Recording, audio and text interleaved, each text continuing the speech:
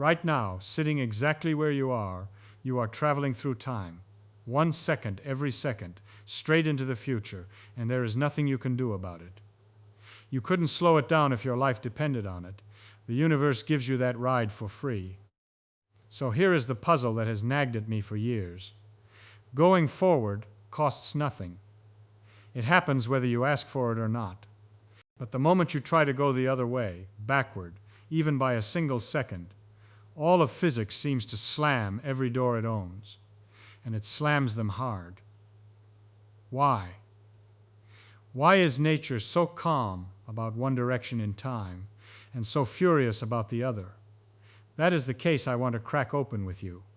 Not whether you would want a time machine, whether the universe will even allow one to exist. And I will tell you now, the deeper we dig, the stranger the evidence gets. So let us start with what we actually know, because in any good investigation you begin with the facts you can trust. And the first fact is a beauty. Forward time travel is not a fantasy. It is not something we hope might work someday. We have done it. We do it all the time. Here is how. Take 2 clocks, the best, most careful clocks we can build, the kind that keep time by the tiny drumbeat of atoms inside them. Leave one sitting quietly on the ground. Put the other one on a fast airplane and send it racing around the world. When the flying clock comes home and you set the two of them side by side, they no longer agree. The clock that traveled has fallen behind, just a hair. Billionths of a second. But it is real, it is measured, and it happens every single time you try it. The moving clock ran slow.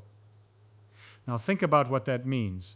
If your clock runs slow while everyone else's runs at the normal rate, then when you stop and look around, more time has passed in the world than has passed for you. You have skipped ahead. You have, by a sliver, traveled into everyone else's future. And it is not only clocks. High up at the top of the atmosphere, the sky is being hammered by particles streaming in from outer space. When they smash into the air, they make tiny, short-lived bits of matter we call muons. A muon is a flighty little thing.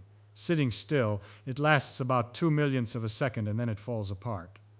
In that scrap of time, even racing along near the speed of light, it should never reach the ground.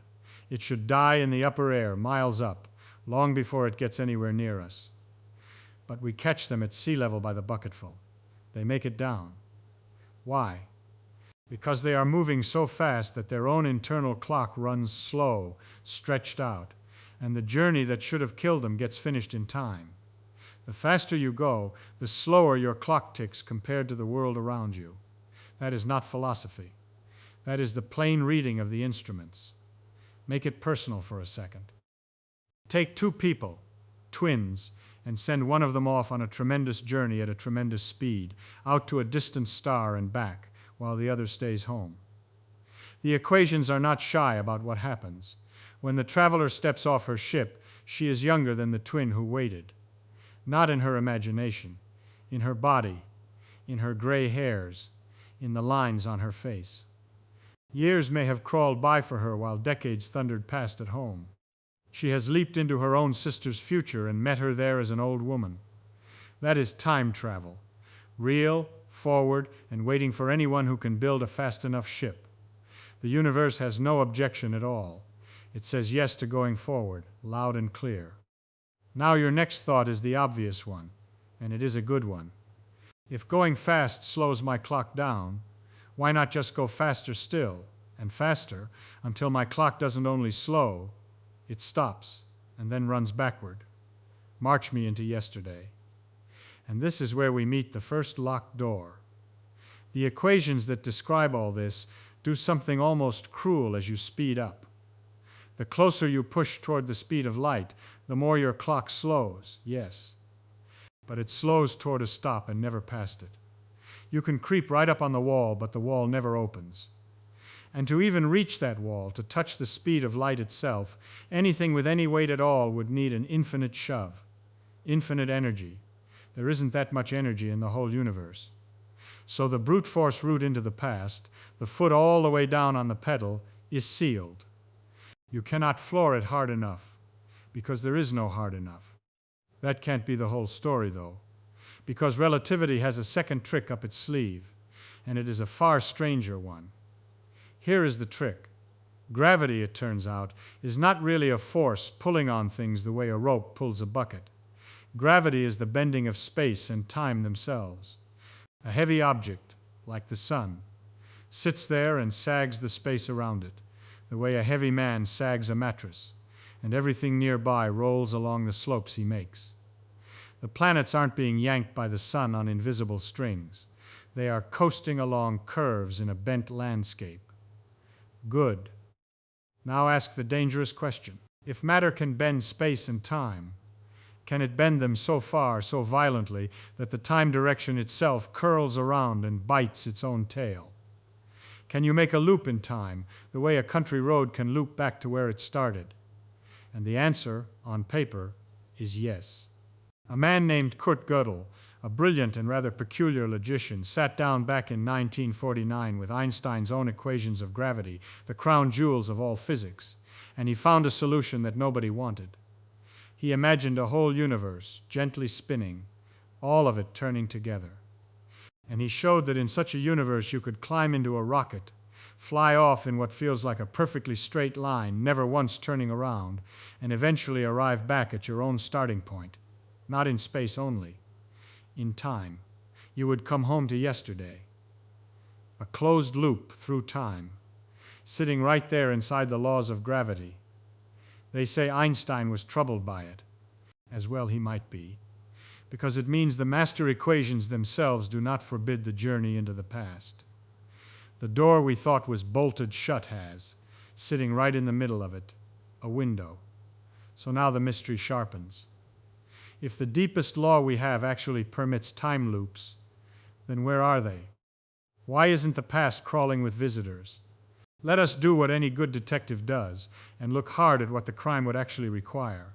Gödel's loop needs the entire universe to be spinning. Ours, when we look out at it, does not seem to spin at all. So that particular door, while real, is not ours to walk through. Fine. People have dreamed up others. You could imagine a tunnel, a shortcut punched straight through the fabric of space, joining here to there, or worse, joining now to then. You could imagine an unthinkably massive cylinder, spinning so fast that its surface nearly keeps pace with light, dragging the space around it like a spoon dragging honey, winding the time direction into a coil. But look closely at every one of these schemes, and you find the same ugly requirement hiding inside. To prop the tunnel open, to keep it from pinching shut the instant it forms, you need a very particular kind of stuff. You need matter that pushes out instead of pulling in. Stuff with, in effect, negative weight, negative energy. And here is the trouble. In all our searching, we have never found a lump of the stuff. Not a teaspoon. The empty vacuum, if you tickle it just right, will flicker with the tiniest, briefest hint of it, less than nothing for less than an instant. But you cannot gather it up. You cannot pile it into a heap and build with it. It is as if the universe will let you borrow a single penny of the stuff for a heartbeat, but it will never let you save up a fortune.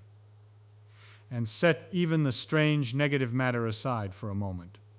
Just to bend space and time hard enough to make a useful loop, you would need to gather and crush together a quantity of ordinary mass that beggars the imagination. We are not talking about a clever gadget on a workbench. We are talking about wrestling with the weight of stars and squeezing it into exactly the right shape. The scale of the thing is not a footnote. It is a cliff. So the second door is this. The equations allow the building. The warehouse is empty. We have no bricks. Now suppose, just suppose, we found a way past all of that. Suppose you got your loop, your tunnel, your coil. Here is where the real trouble starts. And it is not trouble you can fix with a bigger budget or a cleverer engineer. It is trouble in the logic of the thing itself. You have heard of it. You go back into the past and you stop your own grandfather and grandmother from ever meeting. No meeting, no parent of yours. No parent, no you. But if there is no you, then there is no one to go back and keep them apart.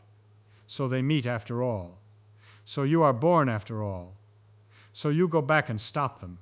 and round it spins, true making itself false, and false making itself true, with no place to stand. The universe cannot do that. Nature does not deal in square circles. A thing cannot both be and not be.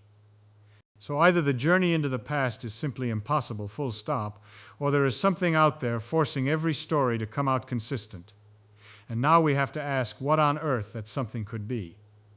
There are two ways physicists have tried to answer that, and I want to be honest with you that these are ideas, not settled facts. We do not know which, if either, is right. The first idea is the gentler one. Call it the consistency rule. It says the universe simply will not permit any trip that contradicts itself. Out of all the things that could happen when you step into the past, only the self-consistent ones are allowed to physically occur at all. So you go back, gun in hand, meaning to erase your own family line, and the gun jams. Or you trip on the stairs. Or you arrive a day too late. Not by magic, not because some guardian angel slaps the pistol out of your fingers, but because the only versions of events that can physically happen are the ones that were already woven into the history you came from. You were always a thread in that tapestry. Whatever you do back there, you already did. From the inside, it still feels exactly like choosing. You sweat, you decide, you act. But the books always balance every single time, because the universe never wrote a set of books that didn't. The second idea is wilder. It says that when you go back and change something, you do not erase your own history at all. Instead, the world splits. The path where your grandparents never meet branches off into its own separate reality and rolls forward from there, while the history you came from sits untouched, exactly as it was. You never created a contradiction, because you never overwrote anything. You just grew a new limb on the tree. In that picture, you could indeed change the past, but never your own past. Only a fresh copy that buds off the moment you meddle. Both of these ideas save the logic. Both let cause and effect survive intact.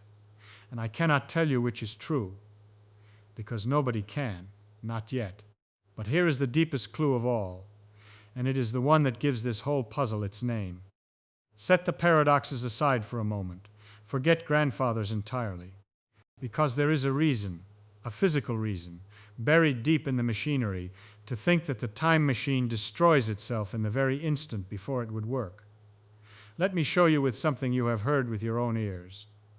You have been in a hall where someone holds a microphone a little too close to its own loudspeaker. There is that low growl, then a rising squeal, then a scream that fills the whole room until somebody yanks the cord out of the wall. What happened there?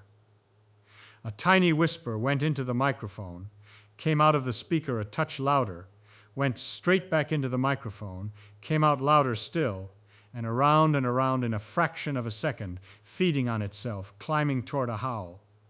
That is a loop. Sound chasing its own tail and getting stronger on every lap. Now picture a loop not in sound but in time. A genuine path that comes back around to its own beginning. What can travel around such a loop? Anything. Light, a single particle. Even the faint, restless flicker of the empty vacuum, which is never truly still, never truly empty, always trembling with the tiniest sparks of energy popping in and out. Send one of those flickers around the time loop, and it comes back to meet its own earlier self. And it can add to that earlier self. And then the slightly bigger flicker goes around again, and adds again, just like the microphone and the speaker. Around and around, with no pause to interrupt it. Energy piling on energy. Only now there is no hand reaching for the cord. The buildup races toward infinity. And an infinite pileup of energy in one tiny spot does something very definite to space and time. It rips them. The geometry buckles. The would-be machine most likely crushes itself into something like a black hole, sealing the loop shut, at or before the very moment it was ready to carry its first traveler. It fails before it even begins. That is the suspicion many of us hold. That nature keeps a guardian standing at the door of cause and effect, and the guardian is built right into the trembling of empty space itself. I want to be square with you here.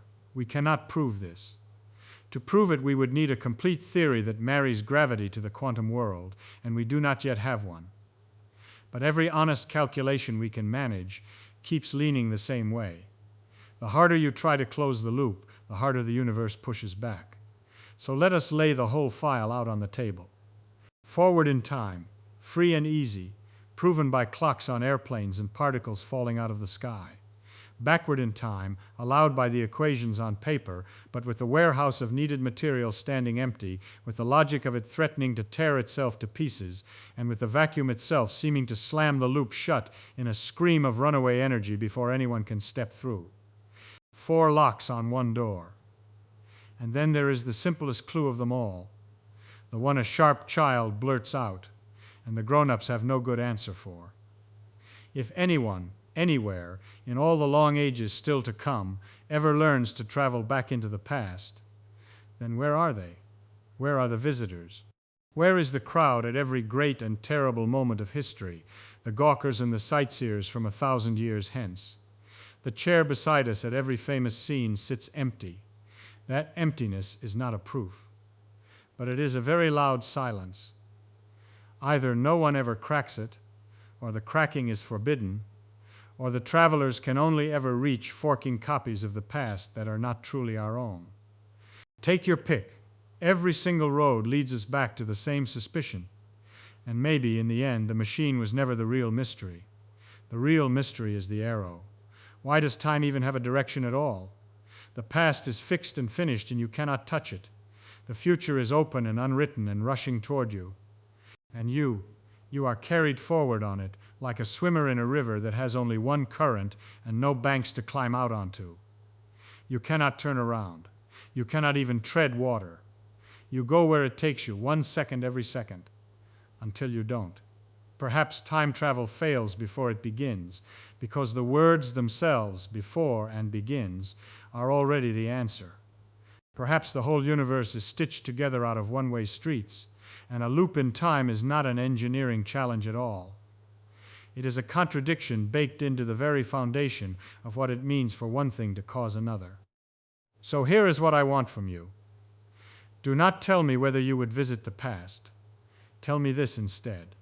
If the universe truly forbids the journey, then what is it protecting? What would break, in the deepest possible sense, if just one person could step backward by a single second? Sit with that one a while, and then tell me what you find.